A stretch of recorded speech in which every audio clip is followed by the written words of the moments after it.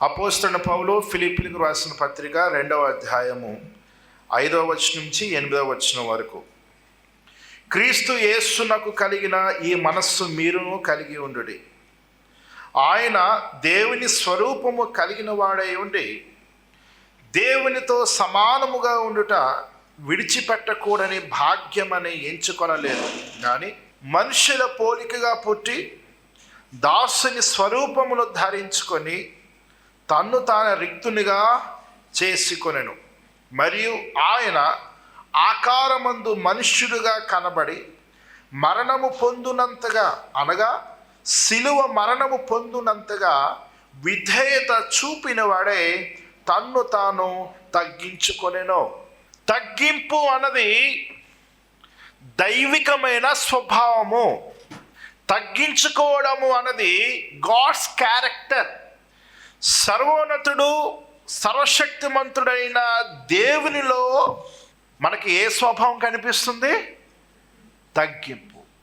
మనలో ఉన్నటువంటి దీనత్వము, తగ్గింపు చాలా పర్యాయములు పరిస్థితులను బట్టి ఆధారపడి ఉంటుంది. కుటుంబంలో అనేకమైన శ్రమలు, కష్టాలు ఉన్నప్పుడు చూచేవారందరికీ కూడా చాలా దీనముగా కనిపిస్తూ ఉండవచ్చు. వన్స్ ఆ కష్టాల నుంచి బయటకు వచ్చి పరిస్థితులన్నీ బాగున్నాయి అనుకోండి, మాట తీరు మారిపోతుంది, ప్రవర్తనలో మార్పు వచ్చేస్తుంది. ప్రియమైన సహోదరులారా, దేవునికి ఏ లోటు ఉంది? దేవుడు ఏ విషయంలో బలహీనుడు? యేసు ప్రభువారు ఏ విషయంలో ఆయన తక్కువవాడు? ఆత్మీయంగా ఆయన ఐశ్వర్యవంతుడే, భౌతికంగా కూడా ఐశ్వర్యవంతుడే. భూమి దాని సంపూర్ణతయు దేవునివే. కానీ దేవుడు తగ్గించుకుంటున్నాడు, ప్రభు తగ్గించుకుంటున్నారు. ఈ తగ్గింపు మనలాగా పరిస్థితులను బట్టి కలిగిన తగ్గింప, లేకపోతే ఆయన యొక్క దైవత్వమును బట్టి కలిగిన తగ్గింప? చెప్పండి. దైవత్వమును బట్టి కలిగినటువంటి తగ్గింపు. దైవత్వము లేనివాడు పరిస్థితులను బట్టి తగ్గించుకుంటున్నట్టుగా కనిపిస్తాడు. పరిస్థితుల మార్పు రాగానే వెంటనే హెచ్చించుకుంటాడు. దైవత్వము కలిగి ఉన్నవాడు ఎంతగా తాను హెచ్చింపబడుతున్నా, అనేక విషయాల్లో గొప్పవాడైనా తన్ను తాను తగ్గించుకుంటాడు. ఇప్పుడు మనలో తగ్గింపు ఉంది అని మనం అనుకుంటే, ఆ తగ్గింపుకు కారణం ఏమిటి అనే విషయాన్ని ఒకసారి పరిశీలించుకుందాం. ఏదో కష్టాన్ని బట్టో, బాధలను బట్టో నీవు విధేయత కలిగి ఉన్నట్టుగా, తగ్గించుకున్నట్టుగా కనిపిస్తూ ఉండవచ్చు. రేపటి దినమున నీ పరిస్థితి మారిపోతే ఇదే దీనత్వము, ఇదే తగ్గింపు ఉంటుందా? ప్రియమైన సహోదరులారా, దేవుని వాక్యం సెలవిస్తుంది, క్రీస్తు యేసునకు కలిగిన మనస్సును మీరు కూడా కలిగి ఉండండి. సర్వోన్నతుడైన దేవుడు కలిగి ఉన్నటువంటి స్వభావం ఏమిటి అంటే తగ్గింపు. దేవుడు ఎందుకు తగ్గించుకుంటున్నాడు అంటే ఆయన ప్రేమ గలవాడు కాబట్టి. ప్రభువులో ఉన్నటువంటి తగ్గింపు ప్రేమ వలన కలిగినటువంటి తగ్గింపు. ప్రేమ ఉన్న చోట తగ్గింపు ఉంటుంది. సృష్టికర్త అయిన దేవుడు పాపి అయిన మనిషిని రక్షించడానికి ఈ లోకానికి రావాల్సి వచ్చినప్పుడు ఆయన ఎంతగా తగ్గించుకున్నాడు అంటే, పశువుల తొట్టిలో ఆయన పరుండబెట్టబడ్డాడు. మనుషుల పోలికగా పుట్టి ఆయన దాసుని స్వరూపమును ధరించుకొనెను. యేసు ప్రభువు పలికిన మాట, మనిషి కుమారుడు పరిచారము చేయించుకోవడానికి రాలేదు, పరిచారము చేయడానికే వచ్చెను అన్నారు ప్రభు. సేవ చేయించుకోవడానికి ప్రభు రాలేదు, సేవ చేయడానికి ప్రభు వచ్చారు. యేసు ప్రభు వారు శిష్యులకు పాదములను కడిగారు. ఈయన ప్రభువై ఉండి కూడా శిష్యులకు పాదములను కడిగారు. నేను మీకు మాదిరిగా ఉండాలని ఇలా చేశాను, మీరు ఇలాగున ఒకరి పాదములు ఒకరు కడుగుడి అన్నారు ప్రభు. అంటే ప్రభు మనకి ఏం నేర్పిస్తున్నారండి? తగ్గించుకోవడాన్ని నేర్పిస్తున్నారు. తగ్గింపు అన్నది ఎక్స్ప్రెషన్ ఆఫ్ లవ్. తగ్గింపు అన్నది ప్రేమను వ్యక్తపరచడం. ప్రేమ లేకపోతే తగ్గింపు అన్నది ఉండదు. ప్రేమ ఉంది అనుకోండి, ఈమె కంటే నేను గొప్ప, ఈయనకంటే నేను ఎక్కువ అనే భావన ఉండదు. ఒకరిని మెచ్చుకుంటే మరొకరు బాధపడరు. ఒకరికి అవకాశం వస్తే మరొకరు విచారించరు. ఒకరు వాడబడుతుంటే మరొకరు చూసి అసూయపడరు. ఒకరు దేవుడు దీవిస్తే మరొకరు విచారించరు, అసూయపడరు, ఏడవరు. తగ్గింపు ఉంటే. తగ్గింపు లేదనుకోండి, ఎవరికి వారు తాము గొప్పవారమని కనపరుచుకునే ప్రయత్నాలు చేస్తారు. నేనేమి తక్కువ కాదు అని కనపరుచుకునే ప్రయత్నాలు జరుగుతాయి. మరి ఆ స్వభావాలు మనలో ఉంటే క్రీస్తు యేసు కలిగి ఉన్న మనస్సు మనం కలిగి ఉన్నట్టా? లేదు. నీకు నచ్చిన వాళ్ళ దగ్గర తగ్గించుకొని మిగిలిన వాళ్ళ దగ్గర మాత్రము హెచ్చించుకుంటున్నావు అంటే దాని అర్థం ఏంటి? ఆ వ్యక్తి యొక్క అవసరం నీకు ఉంది కాబట్టి తగ్గించుకుంటావు. మిగిలిన వారి అవసరం నీకు లేదు కాబట్టి తగ్గించుకోవు. ఇది ఏ తగ్గింపు ఇది చెప్పండి? అవసరార్థమే, పరిస్థితులను బట్టి స్వార్థపూరితంగా వ్యవహరించడమే కదా. అవసరం పరిశీలన చేసుకుందాం. తగ్గించుకునే స్వభావము మనలో ఉందా?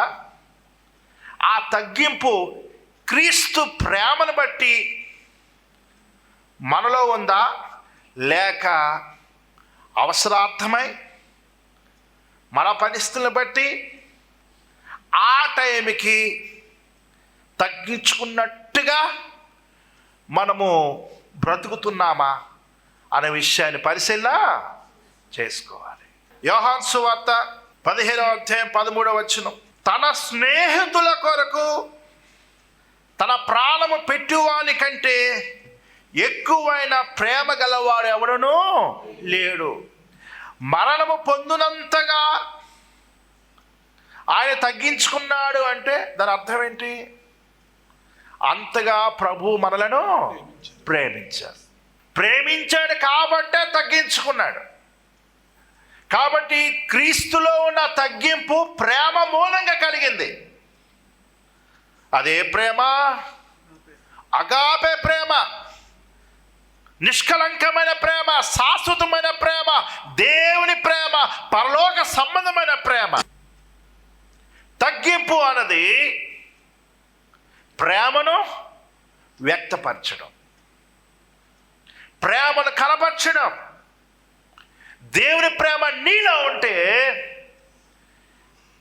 అందరి ఎదుట నీవు తగ్గింపును కనబరుస్తావు. దేవుని ప్రేమ నీలో లేకపోతే నిన్ను నువ్వు గొప్ప చేసుకుంటావు కానీ నిన్ను నీవు తగ్గించుకోవు. ఆయన మనుషుల పోలికగా పుట్టి దాసుని స్వరూపమును ధరించుకున్నాడు. దేవునితో సమానుడు అయినా దాసుని స్వరూపమును ధరించుకున్నాడు. మరణము పొందునంతగా విధేయత చూపిన వాడే తను తాను తగ్గించుకున్నాడు. ప్రభు చూపించినటువంటి ఆ తగ్గింపు అన్నది ప్రేమ మూలంగా కలిగింది. అదేవిధంగా ప్రభు చూపించిన తగ్గింపు అన్నది తండ్రి పట్ల కుమారుడు కలిగి ఉన్న విధేయత వలన కూడా కలిగింది. లూకా సువార్త 22వ అధ్యాయం 42-43 వచనములు, వారి యొద్ద నుండి రాతివేత దూరం వెళ్ళి మోకాలుని, తండ్రి ఈ గిన్నె నా యొద్ద నుండి నీ చిత్తమైతే తొలగించుము, అయినను నా ఇష్టము కాదు నీ చిత్తమే సిద్ధించునుగాక అని ప్రార్థించాను. సిలువ వేయబడము అన్నది అవమానకరమైనటువంటి పరిస్థితి. ప్రభువుని మాటలతో హింసిస్తారు, కొరడాలతో హింసిస్తారు. సిలువ వేసేటప్పుడు ప్రభువుని అత్యంత క్రూరంగా హింసించడం జరుగుతుంది. ఇవన్నీ ప్రభువుకి ముందుగానే తెలుసు. కానీ ఇలాగున జరుగుట దేవుని యొక్క చిత్తం. తగ్గింపు ఉంది కాబట్టే సిలువ మరణము పొందుటకు ఆయన సిద్ధపడ్డాడు. అందుకే సిలువ మరణము పొందినంతగా యేసు ప్రభు వారు తగ్గించుకున్నాడు. ప్రేమ ఉన్న చోట తగ్గింపు ఉంటుంది. కనుక ఒకసారి పరిశీలన చేసుకుందాం, మనలో తగ్గింపు అన్నది ఉందా లేదా? ఫిలిప్పీయులకు రాసిన పత్రిక 2వ అధ్యాయం 3-4 వచనము. కక్ష చేతనైనను వృధాతిశయము చేతనైనను ఏమీ చేయక వినయమైన మనస్సు గలవారై ఒకరినొకడు తనకంటే యోగ్యులని ఎంచుచు మీలో ప్రతివాడును తన సొంత కార్యములు మాత్రమే గాక ఇతరుల కార్యములు కూడా చూడవలెను.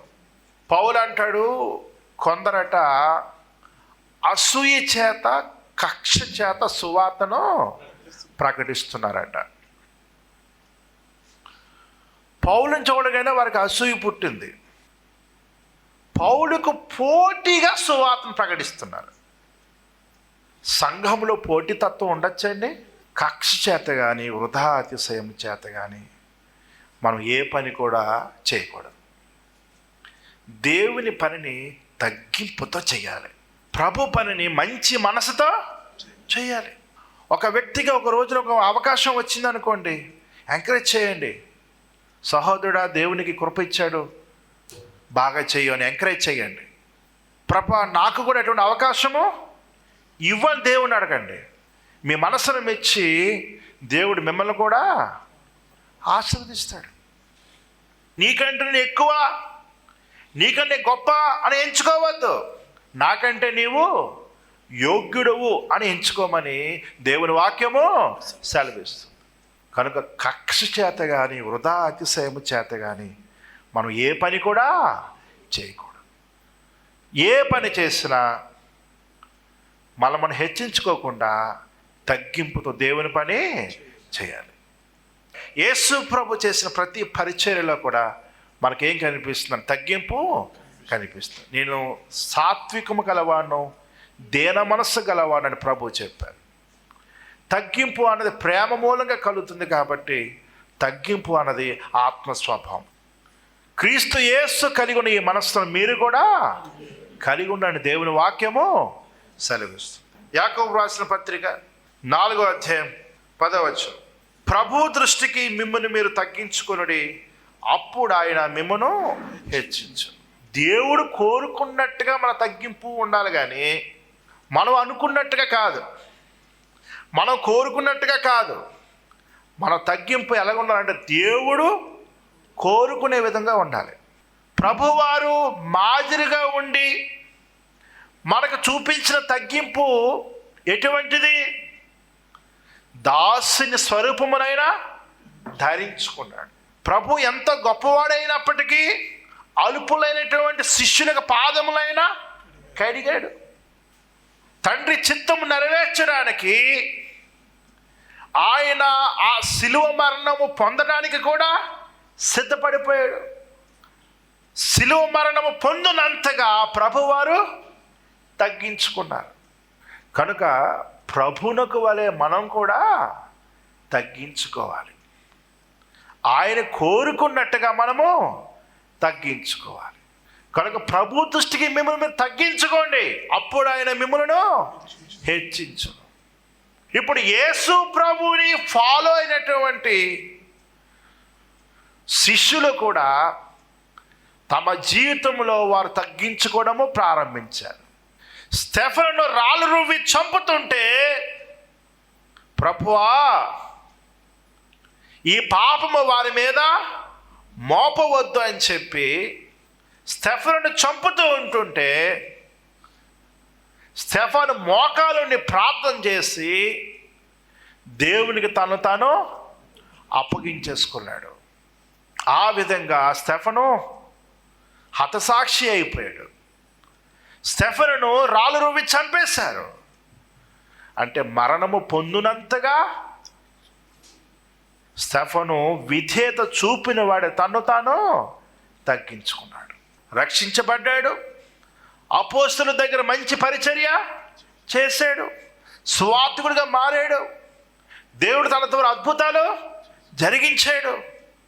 ఎక్కడ కూడా గర్వపడలేదు, విరవీగిపోలేదు, అతిశయించలేదు, హెచ్చించుకోలేదు, గొప్పవాడిని అనుకోలేదు. మరణము పొందునంతగా తగ్గించుకుంటూ చనిపోయాడు.